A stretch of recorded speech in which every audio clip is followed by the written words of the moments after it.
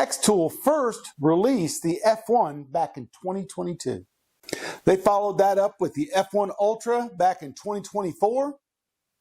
And then in January of this year, they released the F1 Lite. In June, xTool announced the F2 Ultra. Wait, Ultra, what? Why would they go out of order? That's weird. All right, I guess it's not a big deal, but we're announcing the F2. Yay!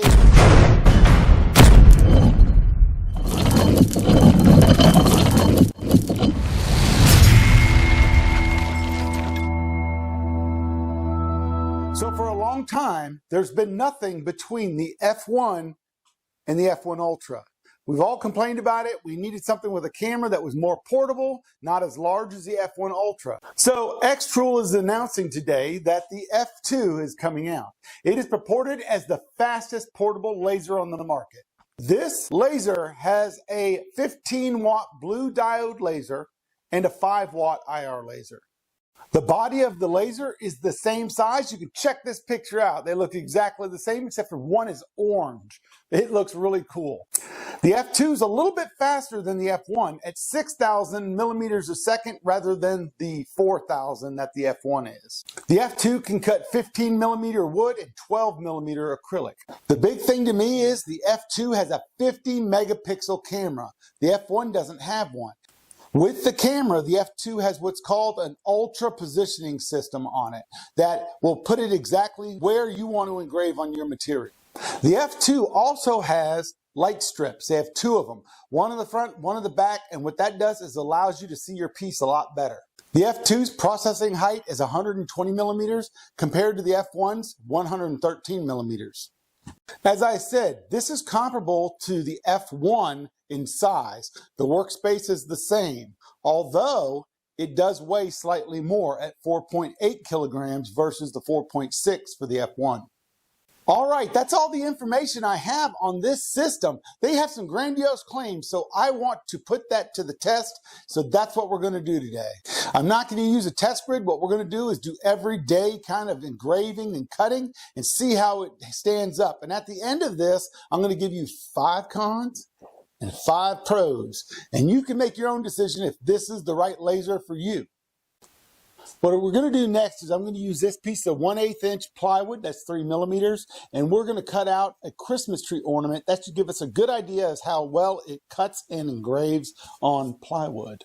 But before I do that piece of wood stuff, I'm going to hook up the desktop purifier from xTool, just because I don't need to have all that smoke in my shop right now. I don't want to be breathing it in, and it's probably going to produce a lot of smoke. So let me get the desktop purifier hooked up, and then we'll go from there.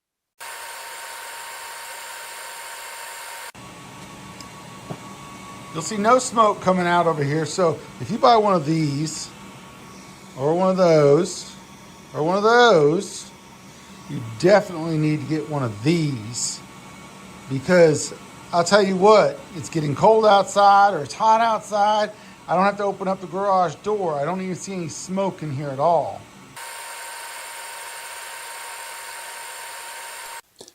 There's the ornament. It turned out really good. I need to mess with the settings. These are my settings for the F1 Ultra, so I need to change it around a little bit. I think what I'll end up doing is, instead of having it cut once, I'd slow it down at 70% and have it cut twice. But overall, it came out well, and it cut fairly well too. All right, now that we've cut and engraved with it, I want to do an accuracy test on it.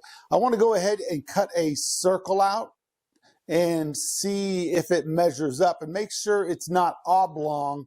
It's actually a good circle. So let's cut a circle out and see what happens.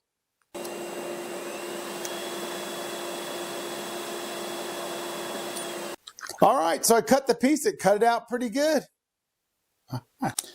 Now it's time to see how it does on metal. First thing I want to do is engrave something on this black anodized dog tag.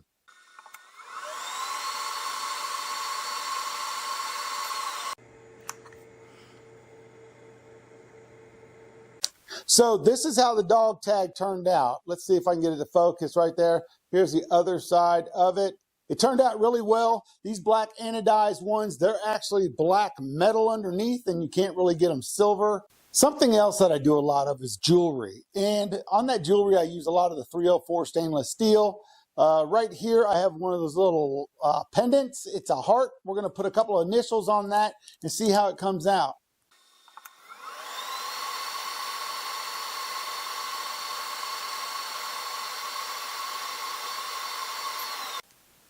It turned out pretty good, if you ask me.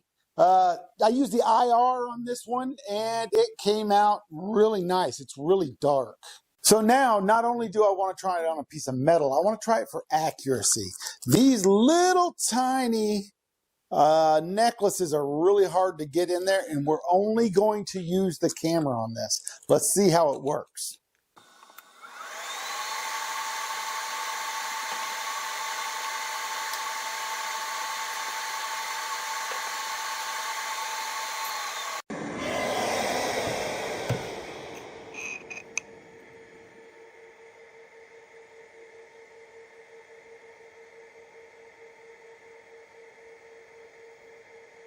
All right, that actually came out really good.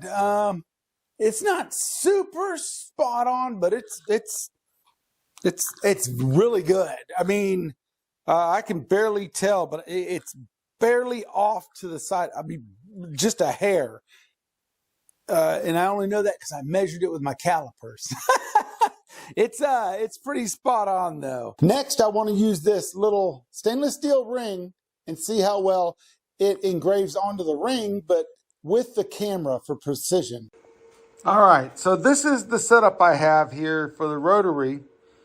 This is for my Ultra, but I just wanted to show you that it will work with the machine. I'm going to use my Tezer for everything, but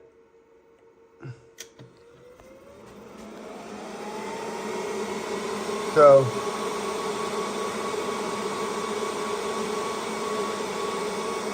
just want to show you that it does work and it's moving. All right.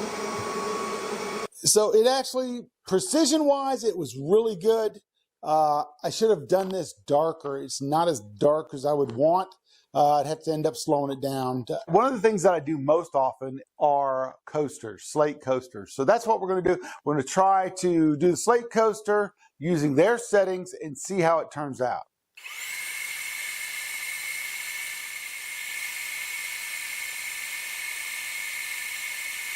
So that turned out pretty good. Let's get it focused in there.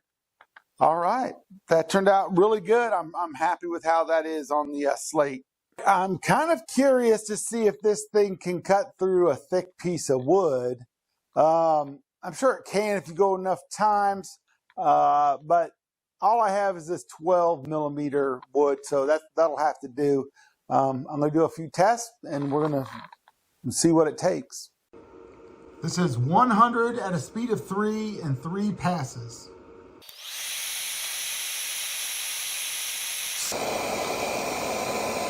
Well, it took 3 passes at a speed of 3 at 100 to get through that. You can see it's not too shabby. Do I need to cut that much? No. But unless you're right up on that laser, it cuts at an angle too, so that's another thing to consider. The second best seller on my Etsy site are tumblers.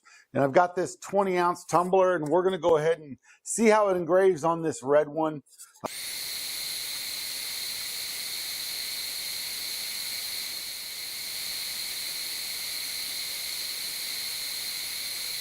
That actually came out really good. So the top part I did with blue light, and then this one I did the IR. So I know you're probably curious how this engraves on glass. Well, good. I've already set one up, and we're going to use the rotary and put a crest on this and see how it does.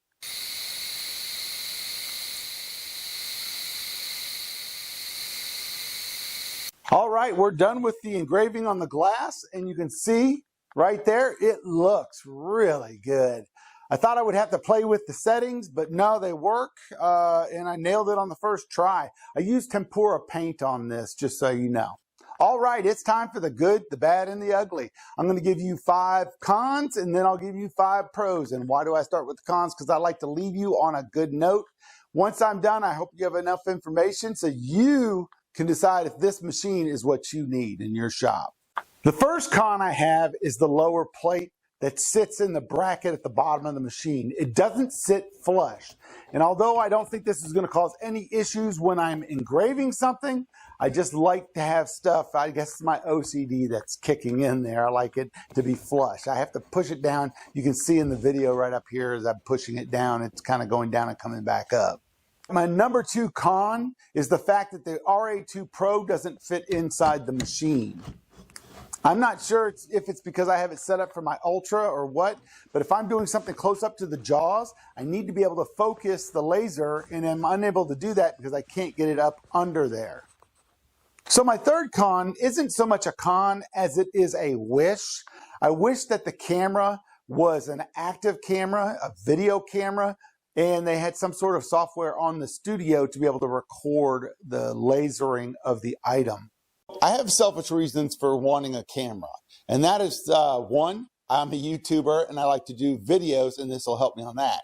Number 2, sometimes customers have me video their items as they're being produced. And 3, I think it would be great to be able to do short videos for my Etsy listings or my website listings. Like I said, it was more of a wish than a con, but we're going to consider it a con because it's something I think they should have on here. My 4th con is just a Galvo laser con, and that is how it cuts at an angle if you're off center of that. And it was very, very noticeable when we did the cut test. As you can see, that is at a very good angle. So it engraves very well. It cuts good, but the issue comes when it's at an angle. And that's all the cons I have. I had 4 cons. So what I'm going to do is I'm going to move on to the pros, and then we'll give you my summation of what I think of the laser. So my first pro has to be the 50 megapixel camera. That thing is dead balls on accurate. That's one of the big reasons I love the F1 Ultra, because of the camera. This one kind of beats it out for placement of items onto other items so you can engrave it. It's really, really accurate. The number 2 pro, it is very lightweight and portable. I've been looking for something to be able to bring places when I'm either doing an event or going over somebody's house and I need the laser. This thing is it, especially with that 5 megawatt IR laser on it. And that brings us to our number 3 pro. That's the laser itself. You have a 15 megawatt blue laser and a 5 watt IR laser. The more power you have, the faster this thing is. This thing's 6,000 millimeters a second, and I think you can't beat that with any other laser that's portable on the market. Number 4, it has the little connector for the pad that you use with the Ultra. I think that's great. I like it. I don't have to hit the side of the machine and dare mess up the machine. And that helps out because when you're pushing on that side of that machine, sometimes you can knock your material to the side. And number 5 pro has to be the light strips that are up under where the laser is. It gets rid of all the shadows in there, and you can make sure you're placing your engraving on the item correctly. Now, I have other pros that I love about this machine, but that's all you're going to get today. So would I recommend this machine to a new person? Absolutely. It's easy to use. It has everything you need to get started on a small business, and it's portable. Are there things I still think they need to fix? Yes, absolutely. There are things that need to be fixed. But if you've been hoping for something between the F1 Ultra and the F1, this is the machine for you. At $1,299, you can't beat this. That's the same price as the F1 is right now, and you get so much more packed into this small little body. All right, I appreciate you watching the video. If you head down to the description, there is a link there so you can go check out the machine yourself. If you have any questions, head on down to the comment section and leave them there. I reply to every single comment. If you think I've done a good job at this review, please hit that thumbs up button and subscribe. It really helps out the channel. All right, until next video, stay cool.